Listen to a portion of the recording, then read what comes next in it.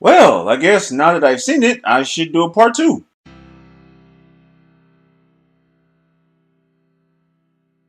I know it's already been out for a week, and everybody and their mother was making a review last week, but now that everyone has already seen those reviews, everybody can come to my video and see my review. Also, I know that it's already been out a week. I know a lot of people have seen it, but I also know that some people probably have not seen it yet. And so, while I am going to have to mention a couple things about the movie, I'm definitely not going to do a point for point spoiler of the film. This movie is a weird mix of Iron Man, Spider Man, Superman, and as weird as this is going to sound, The Breakfast Club.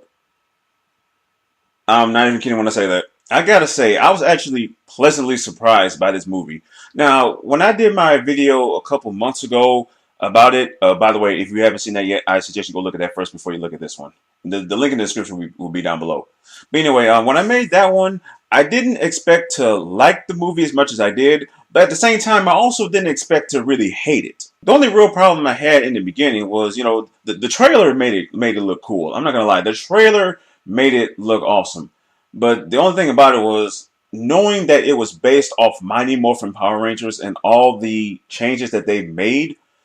It just really, and I know I'm not the only one. It did this to a lot of people. It just looked like it was not going to be a really good adaptation at all. I mean, the Power Rangers looking like five Iron Men in different colors.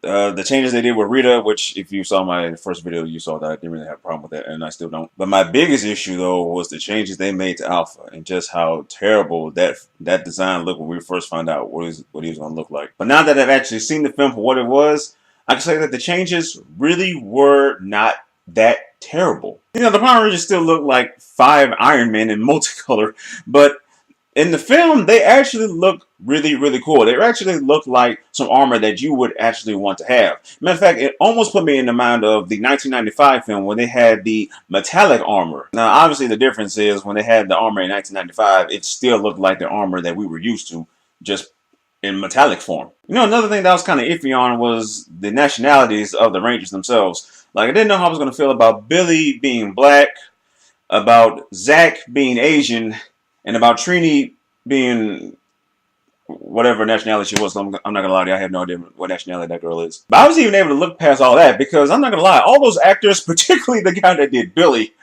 they were all just phenomenal. But let me tell you, man, Billy steals the show in this movie. I mean, he's funny. He has little quips. He has kind of a tragic backstory if you like really listen to him. But it all comes together so well, and this actor does a superb job of portraying it. They also reveal a little something about Billy that I know was not in the original show, but it kind of explains why he says some of the stuff that he says. So I'm not going to say too much on it, so I'm going to let you go see the movie yourself. Let's take a minute to talk about Rita. Now, if you watched Mighty Morphin Power Rangers, you remember that Rita was, I think the best term to use for this is annoying. Just every time she talked, you just hear your eardrum just exploding. I mean, that's how annoying she was. I can appreciate the fact that the Rita in this movie did not talk like that.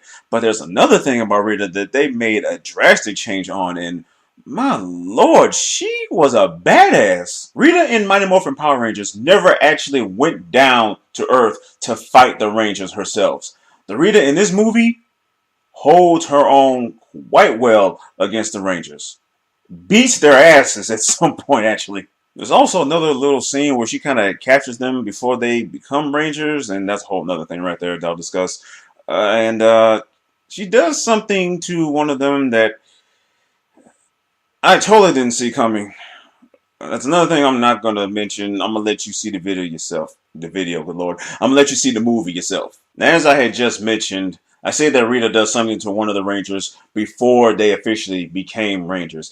Here's what I mean by that. You may remember that in the Mighty Morphin Power Rangers show, the way it happened was there's an earthquake, Zordon brings them into the command center, gives them the power coins, and says, hey, you're Rangers now, and then sends them off. That's pretty much what happened. Whereas in the movie, and I actually like that they did this, it's character development as they earn the right to become actual Power Rangers. Instead of the coins being given to them, they discover them on their own, and they see that they have all these powers after almost being killed by a train. I'm not kidding. When you see the movie, you'll see what I mean by that. So eventually the Power Rangers do find the command center and they see Alpha for the first time. And yeah, Alpha, you may remember from my first video, I gave a slight harsh critique of Alpha's design. You really gonna tell me that this is supposed to be Alpha 5? No, this is not Alpha 5. This is a Men in Black worm with a Starship Enterprise head. I have no idea what the hell that thing is supposed to be. Is it pregnant? Is there another Alpha inside of it? Is Alpha 6 in there? I mean, are these deformed flashlights? What is going on with his eyes? And look at his limbs. Is he part frog? What the hell are they doing here? This is terrible. Oh my lord, this is entirely terrible. Alright, well maybe it was an overly harsh critique of Alpha's design. But I am very glad to say that it actually does work well for the film. And that beard, pregnant belly that we saw at first when we saw the first picture, that's actually, you don't actually see that in the movie. And I was very, very happy with that. Now, prior to when I did that video, they did not show Zordon's design. So I had no idea what he was going to look like. But we all remember Zordon from the original series. He was a giant floating head in an energy tube. And he never, ever moved. Zordon is still a floating head.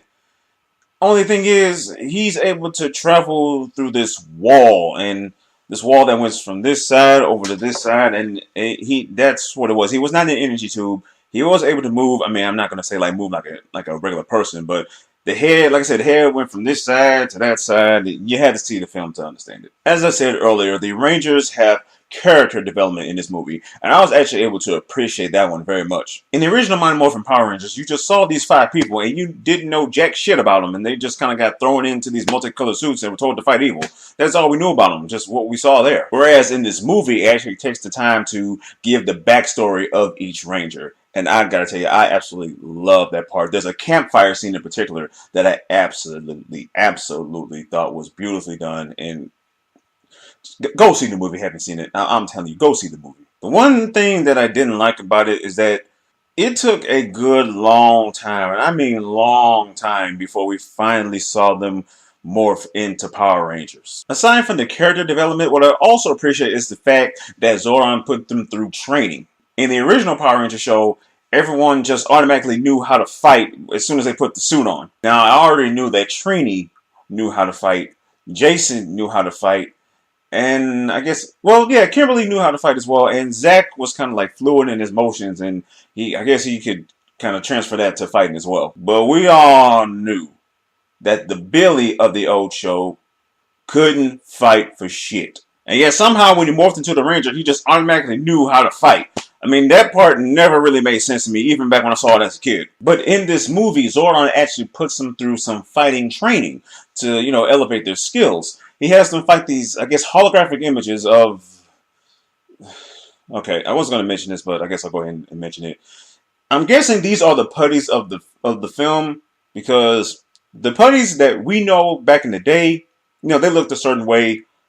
These things look like, and I'm not kidding, they look like rock monsters. But as weird as that was, I was able to look past that to enjoy that everyone was, you know, growing together as a team, growing in their skill level, really understanding each other. And that's another thing that I really liked about this movie. And just like I said, all part of that character development. The only real monster that we see in this movie is Goldar.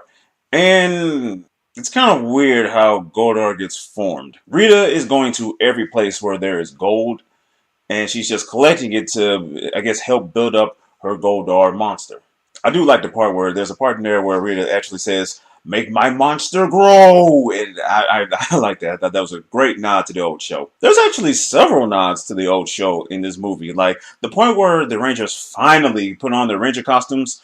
The Jason of the film actually says, "It's morphin' time," but, you know, unfortunately, they don't have them over, so we know, like, Tyrannosaurus! You know, they don't have that, unfortunately. But probably my most favorite nod, well, no, I have two, but one of my 2 most favorite nods to the old show is when they finally get the Zords, which also took a long ass time to get to, but they get the Zords, and what do you hear when they're in the Zords?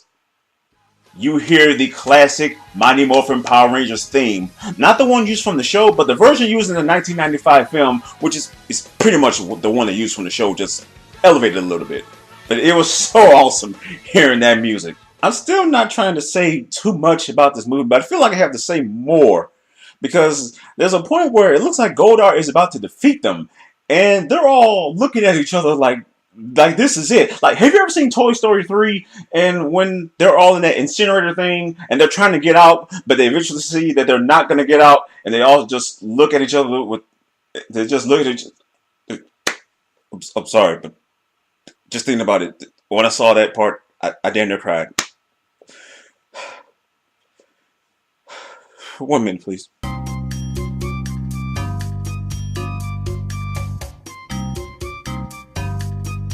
Okay, let's try to get through this. Okay, so in Toy Story 3, they're in the incinerator and they're trying to get out, but they can't.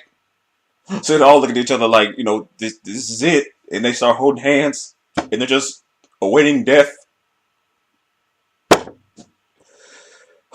I'm sorry. Anyway, something similar to that actually happens in the movie where Goldar is about to push him over this cliff into some lava, and they're all looking at each other like, this is it, this is it. And we're like, this never happened in the old show. They never feared, getting defeated like this. What's about to happen here? But they get out of that by finally forming the Megazord, and they whoop Goldar's ass. As they're finally beating down Goldar, Rita says something that I thought was really interesting. She said to the Power Rangers, "Oh, you don't think that just because you're gonna beat me, that there's not others coming? There's more that'll be coming for the Zeo Crystal." And when you hear that, you're like, more? Does this mean that a certain supervillain that freaked out a lot of kids back in the 90s that has a fascination for the letter Z might be coming? I actually do hope they do a sequel to this, because I will watch the sequel. And if a certain supervillain that I just mentioned is going to make an appearance, I'm definitely going to see that. And I also think that if a certain other 6th Ranger were to join, I definitely watch that as well. And let's just say, when you go see the movie, don't leave as soon as the credits start rolling. Give it a few minutes and see the mid-credits scene. As I said earlier, there are actually 2 nods to the old show that I really, really liked. The first one was the music, and the second one was after the Rangers defeated Goldar, there happens to be 2 special people looking up at the Megazord, and I think it's funny, they pull out their phone and take a picture of it. This generation, I swear. But yeah, it's 2 special people that might look familiar to you. Once again, I'm not saying a word. Go see the movie for yourself. Overall, I really thought this movie was well done.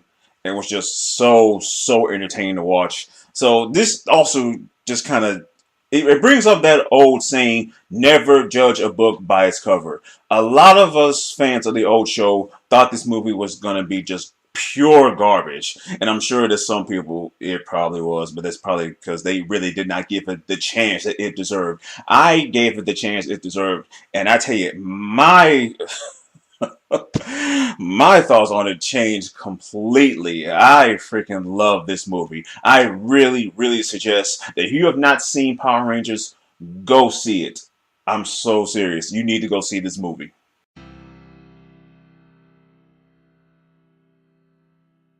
Thank you so much for watching this video. If you liked it, click that like button, click that subscribe button, and then share this video with everyone you know.